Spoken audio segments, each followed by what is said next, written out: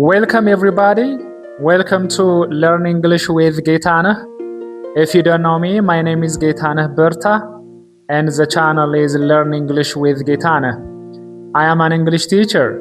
If you stick with me today until the end of this video, you will learn these 5 English expressions and idioms, and you can use them on your daily basis. So, are you ready? If you are ready, let's dive in. The first term that we are going to see today is back to back. Say it after me. Back to back. Back to back. Back to back.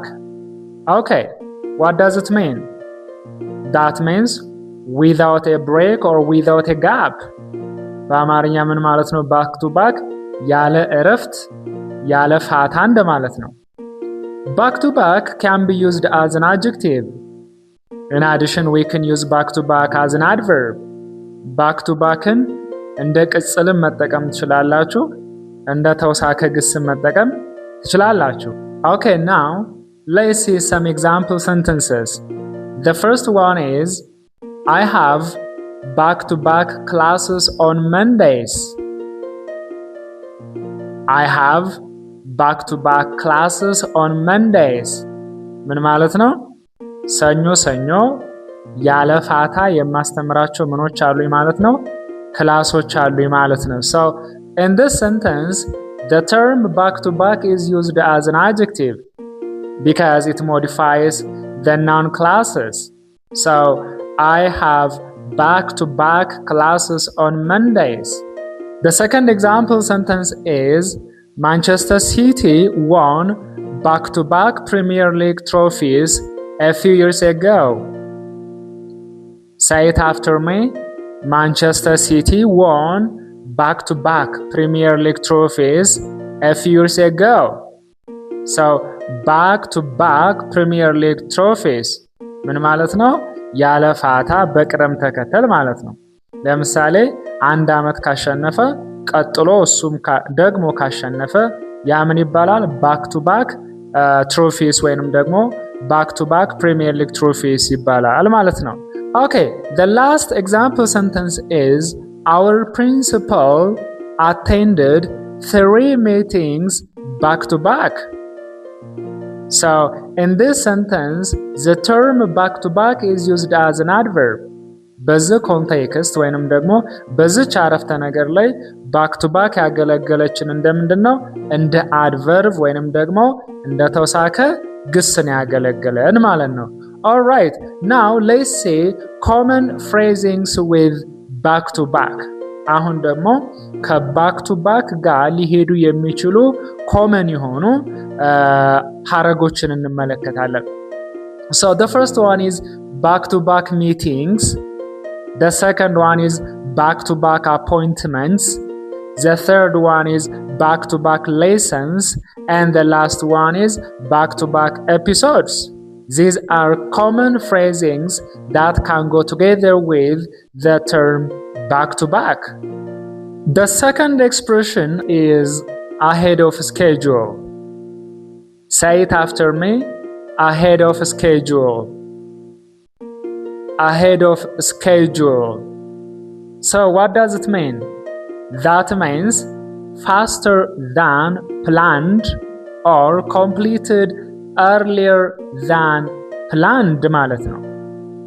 አንድን ስራ ከታቀደለት ጊዜ በፊት ከጨረሳችሁት ምን መጠቀም ትችላላችሁ? ahead of schedule. Ahead of schedule.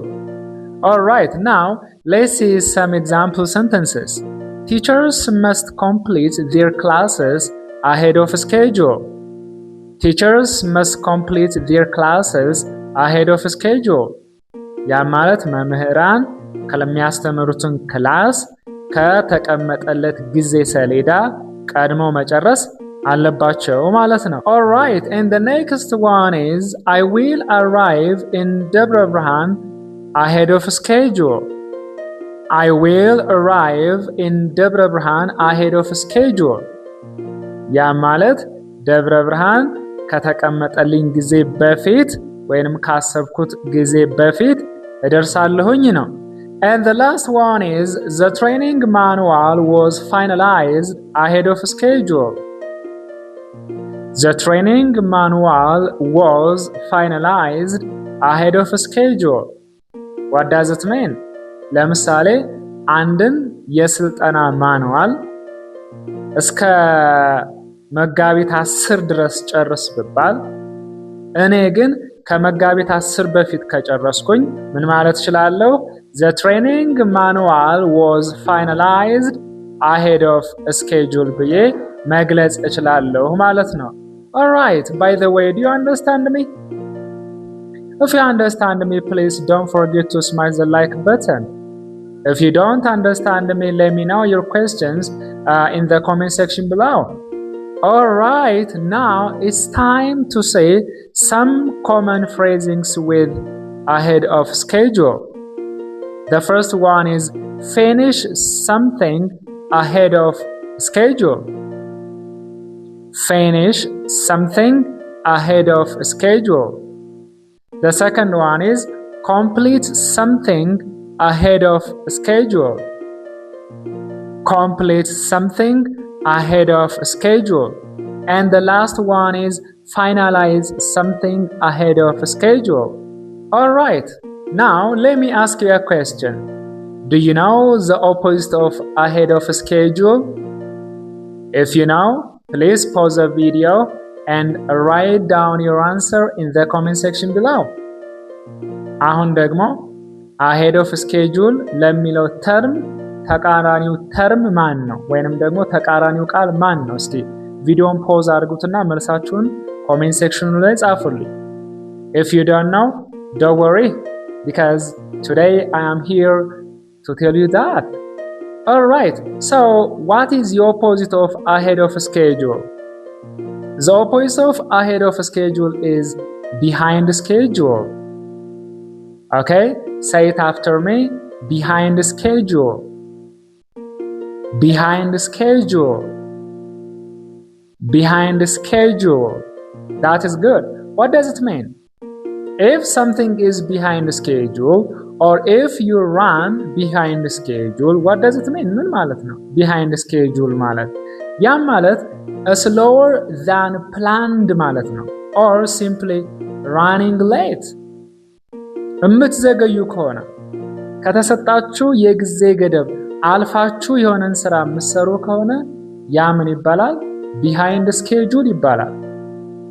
ለምሳሌ እስከ ሰኔ 30 የሆነ ስራ ብባል ነገር ግን እስከ ሐምሌ የሚሄድብኝ ከሆነ ምን ማለት እችላለሁ? I am behind schedule or I can say I am running behind schedule ማለት እችላለሁ ማለት ነው። ስለዚህ ከተሰጠን የጊዜ ሰሌዳ ዘግይተን አንድን ስራ የምንፈጽም ከሆነ ወይንም የምናጠቃልል ከሆነ ያ ምን ይባላል? behind schedule ይባላል። Alright, now let's assume tomorrow is your due date. ነገ due dateaችሁ ነው እንበል። ያ ማለት አንድን ስራ የምታጠቃልሉበት ወይንም ሰርታችሁ የምትጨርሱበት ጊዜያችሁ ቀነ ገደባችሁ ነገ ከሆነ ነገር ግን if you take more than a day or more days ነገር ግን ከነገ በተጨማሪ ብዙ ቀናትን የምትወስዱ ከሆነ ወይንም ደግሞ ከነገ ጨምራችሁ ሌላ ቀን የምትወስዱ ከሆነ it's possible to say you are behind schedule. Okay? ምን ማለት ይቻላል? you are behind schedule. እናንተ ከተሰጣችሁ የጊዜ ሰሌዳ ወደ ኋላ ቀርታችሁ ማለት እንችላለን። Alright, now let's say some example sentences. The first one is the construction of the new road is behind schedule. Okay? The construction of the new road is behind schedule. ያ ማለት አንድ አዲስ የሚገነባ መንገድ ካለ እና መጠናቀቅ ያለበት ትናንትና ከሆነ ነገር ግን ትናንትና ካልተጠናቀቀ እስከ ትናንትና ድረስ ካልተጠናቀቀ ምን ማለት ትችላላችሁ? The construction of the new road is behind schedule ማለት ትችላላችሁ ነው። Alright, The next one is, if you don't run your classes fast, you will fall behind schedule. You know, this example face most of teachers. ክላሳችንን በደንብ ካላሯሯጥን የሚባለው I am sorry ለቃሉ ወይንም ደግሞ በስነ ስርዓት ራን ካላደረግን we will fall behind schedule. ያ ማለት ሰኔ ላይ መጨረስ የሚጠበቅብንን ወደ ሐምሌ ሊሄድብን ይችላል ነው። The next one is, our teachers are running behind schedule. For example, let's assume you are a student. Your teacher is expected to finalize or finish the class maybe tomorrow or after tomorrow. But if you believe your teachers will take more days or more weeks or more months, you can say our teachers are running behind schedule. Okay? መምህራን ለምሳሌ ክላስ ማለቂያው ወይም መጨረሻቸው ነገ ከሆነ ነገር ግን እነሱ ከነገ በኋላ ወይንም አንድ ሳምንት ወይንም ደግሞ አንድ ወር የሚወስዱ ከሆነ ምን ማለት ትችላላችሁ? you can say our teachers are running behind schedule ማለት ትችላላችሁ ነው። Alright, the next one is, our bus is 2 hours behind schedule. Our bus is 2 hours behind schedule. What does it mean? ለምሳሌ አዲስ አበባ 8 ሰዓት መድረስ ካለባችሁ ነገር ግን 10 ሰዓት ከደረሳችሁ ባሳችሁ በስንት ሰዓት ዘግይቷል ማለት ነው? በ2 ሰዓት ዘግይቷል ማለት ነው። ስለዚህ ምን ማለት ትችላላችሁ? Our bus is 2 hours behind schedule. And the last one is, I am behind schedule with my training manual preparation. Let me repeat it once more. I am behind schedule with my training manual preparation. What does it mean? ለምሳሌ አንድ የስልጠና ማኑዋል እስከ ትናንትና ድረስ አዘጋጅታ ጨርሰህ አስረክብ ብባል ነገር ግን እኔ እስከ ትናንትና ካላስረከብኩኝ ምን ማለት እችላለሁኝ? I am behind schedule with my training manual preparation ማለት እችላለሁ ነው። So, do you understand me? If you understand me, please guys, don't forget to smash the like button. And whenever you watch my videos, please leave your comments. ሁል ጊዜ ቪዲዮዎችን ካያችሁ በኋላ ኮሜንት ማስቀመጥ እንዳትረሱ። Okay, now let's see some common phrasings with behind schedule. Okay, ከbehind schedule ከሚለው ተርም ጋር አብረው ሊሄዱ የሚችሉ common phrasings እንመልከት። The first one is fall behind schedule. Fall behind schedule. The second one is run behind schedule. Run behind schedule. And the last one is or am or was or were or be behind schedule. ከነዚህም ጋር መጠቀም እንችላለን ወይንም ደግሞ በአጠቃላይ auxiliary verb to be የሚባሉ አሉ አይደለ? ከነዛም ጋር behind scheduleን መጠቀም እንችላለን ነው። The fourth expression is an idiom. አራተኛው ዛሬ የምናየው ምንድነው? ፈሊጣዊ አነጋገር ነው። What is that idiom? It is at lightning speed. At lightning speed. At lightning speed. What does it mean? Lightning ታውቃላችሁ? Lightning ምን ማለት ነው? LIGHTNING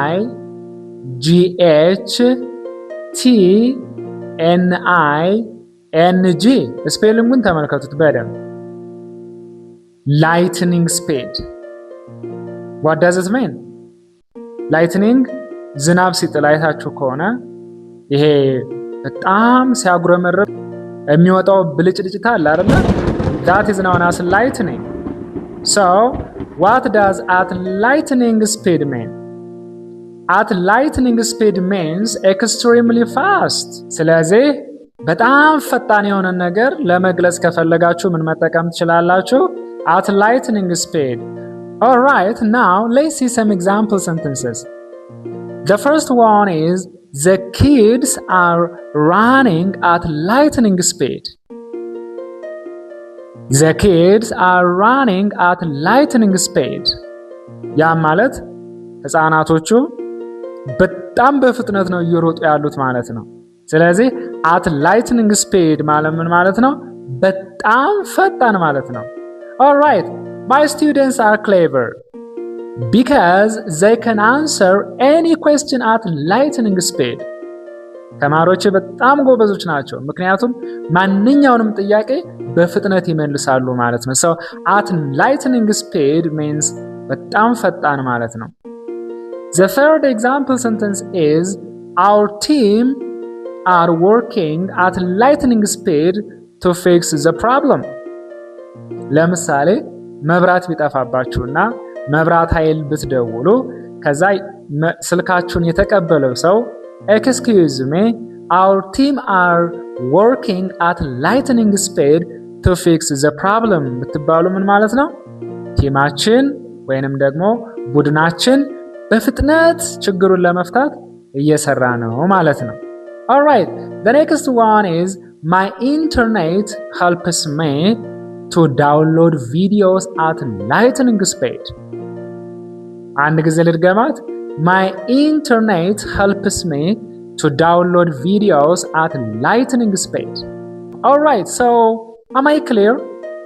If I am not clear, please let me know by writing in the comment section below. ግልጽ ካልሆንኩኝ ጥያቄ ካላችሁ comment section ላይ መጻፍ ትችላላችሁ። And the last expression that we are going to see today is an idiom too. አሁንም የምናየው አምስተኛው አገላለጽ ምንድነው?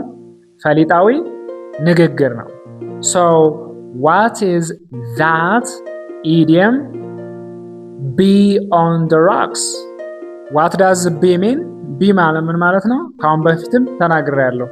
Is, am, are, was, were, be, been እና being እነዚህ ስምንቱን ቃላቶች ይይዛል። ኦኬ ስለዚህ be on the rocks ማለት is on the rocks or are on the rocks or was on the rocks or were on the rocks or be on the rocks እንደማለት ነው።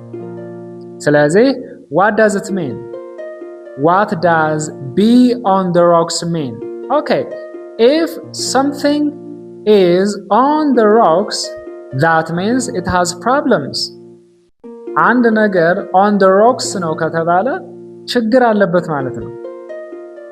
ለምሳሌ እኔ እጮኛ አለችኝ እንበል፣ ነገር ግን our romantic relationship is on the rocks. ነገር ግን የፍቅር ግንኙነታችን it is on the rocks. ያ ማለት ችግር አለበት ማለት ነው። ስለዚህ ነገ ሊሆን ይችላል፣ ከነገ ወዲያ ሊሆን ይችላል፣ or ከዛ በኋላ ሊሆን ይችላል። የፍቅር ግንኙነታችን ምን ሊሆን ይችላል? ሊያልቅ ይችላል ማለት ነው። My romantic relationship with my fiancé is on the rocks. ያ ማለት የኔ የፍቅር ግንኙነት ችግር አለበት ማለት ነው። ስለዚህ ቃስ ብሎ ያ romantic relationship መቆሙ አይቀርም ማለት ነው። Alright, now let's see some example sentences. The first one is my brother's marriage has been on the rocks for 3 months. ምን ማለት ነው? ለ3 ወር ያክል የወንድሜ ትዳር ምን ላይ ነው? ችግር ላይ ነው። And the next example sentence is our relationship is on the rocks. So we will start our own business soon. Let me repeat it once more. Our relationship is on the rocks. So we will start our own business soon. ምን ማለት ነው? ለምሳሌ የሆነ ቢዝነስ በጋራ የምትሰሩ ሰው አለ እንበል።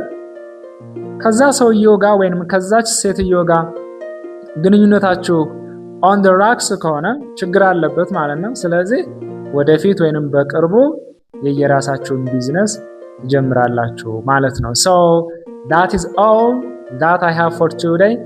If you have any question, please let me know in the comment section below. Until next time, stay safe.